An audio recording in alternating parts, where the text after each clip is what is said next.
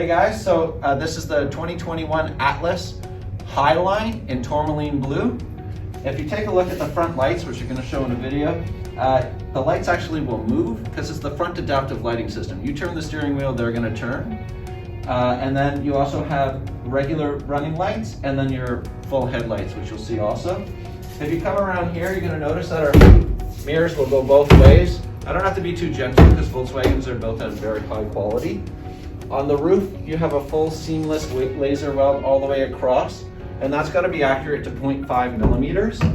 So on the vehicles, stronger metal throughout the vehicle, a little bit thicker, as well as every door, I can unlock the car just by touching as long as I have my key. I can also lock the car by touching as long as I have my key.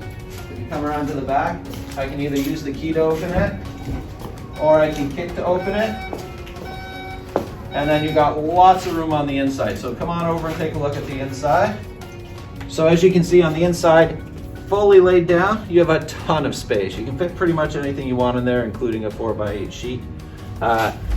Pulling up your rear seat, very easy. Just give her a yank, pull it up. If it's red, it means you're not in the lock position. Just make sure you put it in the lock position, everything's safe there. Underneath your floors, your tonneau cover, your privacy cover, if these seats are down, you can put it across to hide the items in your vehicle so no one wants to go into it. I'll show you the interior seats in the up position and give you an idea of how that feels when you're inside the car. Okay, so we have heated seats in the back, climate control in the back as well, 2 USB-Cs and then a push for power right here. So I can have a true 115 volt power right there. This is a 60-40 split, so I can move this seat individually. These two seats will move by themselves. And then I can also lean back a bit, which is great if I'm on a long drive.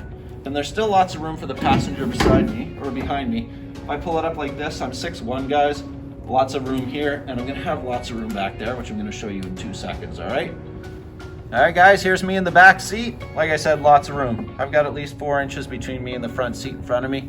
I'm pretty comfy back here. Okay, so on your lights, most people run on auto, but if you weren't, running lights, full lights. And then if I want my fog lights, I actually just pull it on. They're integrated fog lights. You're gonna see that at the front of the vehicle. If you come up to the steering wheel, you're gonna notice everything's at my fingertips. I can put on my heated steering wheel. It's gonna have 3 levels of power. I can push here to turn on my cruise control. My adaptive cruise control, I can change the distance. And then this is all the secured safety features on the vehicle. If I touch this, it's gonna shoot a menu right here, and I can turn them on and off on the fly. If I do these on my cruise control, up by 10 kilometers an hour, here is my volume, here is changing the station over here. If I'm using voice control of the car itself, changing what's displayed in the center here, which you have a ton of options in the menu, and then the view, what you want to see and how you want to see it. So your infotainment system is the MIB3. So that means I have gesture control. I can change my stations just by waving my hand to get between the menus. I can touch to actually change the station physically. And then, of course, I have my media and the next button underneath if I hit the button. And then anything I want. So closest to the driver is always the most used. Furthest away is always settings. That's in all the menus. And the settings are specific to that item. So in here it's sound, right? Because it's the audio, and I can adjust those levels any way I want, and I can adjust the position of that sound in the car, and I can recenter it just by pressing there. If I go up here to nav, that's going to be the built-in nav system of the car. I'm inside, so obviously it's not going to work, but I can punch in my destination there. I have Apple CarPlay hooked up to my phone right now, so you can see how it kind of layout would be. I can show all of the stuff that I want to see. I can see just the nav. Whatever I want, play my music. I can still use gesture control in here. When I go to car, that's going to be all the information about the vehicle itself. I can select what data I want to be seeing, or I can go into settings. So in settings, it's everything to do with this car, the ambient lighting, the parking and maneuvering, which is basically, whoops, my bad.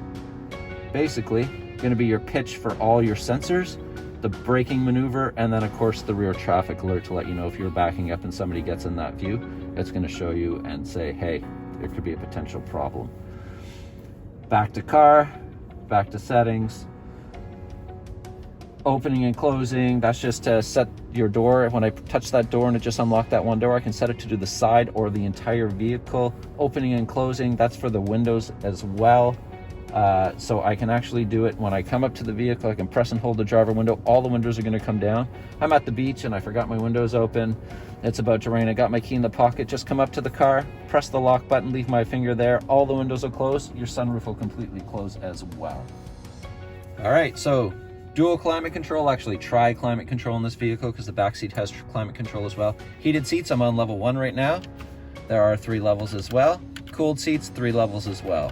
All right, I can put it on how I want it. And then up here in the infotainment systems where I'm gonna adjust where the air is coming from when I touch this one. Internal air, non-internal air.